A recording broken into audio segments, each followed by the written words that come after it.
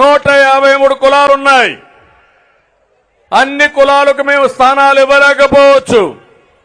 వీలైనంత వరకు అందరినీ అకామిడేట్ చేయడానికి ప్రయత్నం చేస్తాం. అటు జనసేన, తెలుగుదేశం కూడా ఒకవేళ గెలవాలి, ఈ రాష్ట్రాన్ని కాపాడుకోవాలి. ఒకవేళ ఎవరికైనా మేము రాజకీయంగా ప్రాముఖ్యత ఇవ్వలేకపోతే, స్థానాన్ని కేటాయించలేకపోతే వాళ్ళందరినీ నామినేటెడ్ పోస్టుల్లో పెట్టే బాధ్యత ఎమ్మెల్సీలుగా, ఎంపీలుగా, కార్పొరేషన్ చైర్మన్లుగా వివిధ రంగాల్లో మిమ్మల్ని ప్రోత్సహించే బాధ్యత మాదని మీ అందరికీ హామీ ఇస్తున్నా. ఒకప్పుడు నేను ఆలోచించాం, ఆ రోజు 2 పిల్లల కంటే ఎక్కువ ఉంటే స్థానిక సంస్థల్లో పోటీ చేయడానికి అర్హత లేదు. ఇప్పుడు జనాభానే మన ఆస్తి. అందుకే నేను హామీ ఇస్తున్నా, పవన్ కళ్యాణ్ గారు ఇద్దరం కలిసి హామీ ఇస్తున్నాం.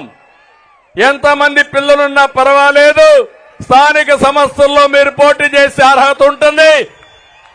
ఏదైతే పాత చట్టాన్ని రద్దు చేస్తామని చెప్పి కూడా నేను మీకు తెలియజేస్తున్నా. చట్టబద్ధంగా కుల గణన నిర్వహించాలి. వెనుకబడిన వర్గాలు ఎంతమంది ఉన్నారో అధ్యయనం చేయాలి. వాళ్ళ ఆర్థిక పరిస్థితులు అధ్యయనం చేయాలి. వాళ్ళ సామాజిక రాజకీయ నైవేద్యాన్ని దీన్ని కూడా ఒకసారి అధ్యయనం చేసి అందరికీ సముచితమైన స్థానం రావాలి. దీనికి కూడా సెన్సస్ పూర్తి చేస్తాం. మా ఆలోచన ఒకటి, జనాభా దామాషా ప్రకారం ఆర్థికంగా వెనుకబడి ఉంటే ఎక్కువ ప్రాధాన్యత ఇవ్వడం, అందరినీ సమాజంలో సమానంగా పైకి తీసుకురావడానికి, ఆర్థిక అసమానత తగ్గించడానికి మేము ప్రయత్నం చేస్తామని చెప్పి కూడా నేను మీకు తెలియజేస్తున్నా. ఇంకో పక్కన మనం చూసాం, బీసీల రక్షణ కోసం ఒక ప్రత్యేకమైన చట్టం. ఇది అవసరం. 300 మందిని పొట్టన పెట్టుకున్నారు. కొన్ని వేల మీద తప్పుడు కేసులు పెట్టారు.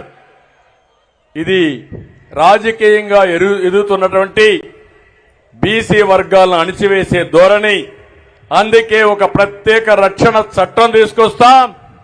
ఎస్సీలకు, ఎస్టీలకు ఏ విధంగా ఉందో నా బీసీల జోరికి ఎవరైనా వస్తే ఖబర్దార్ జాగ్రత్త ఉండండి హెచ్చరిస్తూ ఈ ప్రత్యేక చట్టం ద్వారా మిమ్మల్ని కాపాడుకునే బాధ్యత మేము తీసుకుంటామని చెప్పి కూడా నేను మీకు తెలియజేస్తున్నా. ఆర్థిక అభివృద్ధి కోసం జనాభా ఒక పక్క, మీ ఆర్థికంగా వెసులుబాటు ఒక పక్క, ఈ రెండో తీసుకుంటాం. 5 ఏళ్లలో కనీసం 10,000 కోట్ల రూపాయలు నిధిని కేటాయించి మీరు పరిశ్రమలు పెట్టాలన్నా, ఆర్థికంగా పైకి రావాలన్నా, ఆధునిక పనిముట్లు కావాలన్నా మీకు ఇచ్చే పరిస్థితి తీసుకొస్తాం. ఇంకో పక్క పారిశ్రామిక ప్రోత్సాహాలు కూడా ఇస్తామని చెప్పి కూడా నేను మీకు తెలియజేస్తున్నా. ఇది కాకుండా విద్యా పథకాలన్నీ కూడా మళ్ళా రివైవ్ చేస్తాం. అన్ని రెసిడెన్షియల్ స్కూల్ని జూనియర్ కాలేజీలుగా అప్గ్రేడ్ చేస్తాం. షరతులు లేకుండా విదేశ విద్య ఎవరైనా పిల్లలు ప్రపంచంలో ఎక్కడ చదువుకోవాలన్నా ఇచ్చే పరిస్థితి మళ్లీ తీసుకొస్తాం. పీజీ విద్యార్థులకు కూడా ఫీజు రీఎంబర్స్మెంట్ పునరుద్ధరిస్తాం. స్టడీ సర్కిల్ గాని, విద్యోన్నత పథకాలు గాని మళ్లీ ప్రారంభిస్తాం. ఇంకో పక్క చంద్రన్న బీమా. ఒకప్పుడు మట్టి ఖర్చులే కాకుండా 5 లక్షల రూపాయలు మీ ఇంటికి డబ్బులు పంపించేవాళ్ళం. మళ్ళా నా బీసీల కోసం 10 లక్షల రూపాయలు ఎవరు చనిపోయినా మీకు ఇచ్చే బాధ్యత తీసుకుంటాం. పెళ్లి కానుకలు మళ్లీ ప్రారంభిస్తాం.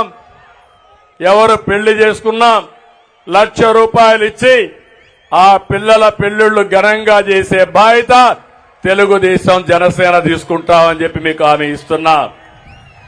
అదే మరిగా ప్రతి సంవత్సరం కుల ధృవీకరణ, క్యాస్ట్ సర్టిఫికెట్లు తీసుకోవాలి, దానికి లంచాలు ఇవ్వాలి. అలాంటి వ్యవస్థ అంతా కూడా రద్దు చేసి శాశ్వతంగా క్యాస్ట్ సర్టిఫికెట్లు ఇచ్చి ఎక్కడా ఎలాంటి ఇబ్బంది లేని వ్యవస్థకు శ్రీకారం చుడతామని మరొకసారి హామీ ఇస్తున్నాం. ఇది కాకుండా పెండింగ్ లో ఉన్న బీసీ భూములు, భవనాలు, కమ్యూనిటీ హాళ్లు, చాలా మంది బీసీ భవనాలు కట్టుకున్నారు, కమ్యూనిటీ హాల్స్ కట్టారు, మధ్యలో ఆపేశారు. వచ్చిన వెంటనే 1 సంవత్సరంలో ఇవన్నీ పూర్తి చేసే బాధ్యత తెలుగుదేశం జనసేన ప్రభుత్వం తీసుకుంటామని చెప్పి కూడా మీకు తెలియజేస్తున్నా. ఇది 10 సూత్రాలతో వెనుకబడిన వర్గాల కోసం బీసీ డిక్లరేషన్ తీసుకొచ్చాం. మీ దశ దిశ మార్చడానికి ఇది ఒక అవకాశం. 40 ఏళ్లుగా 42 ఏళ్లుగా ఆదరించారు.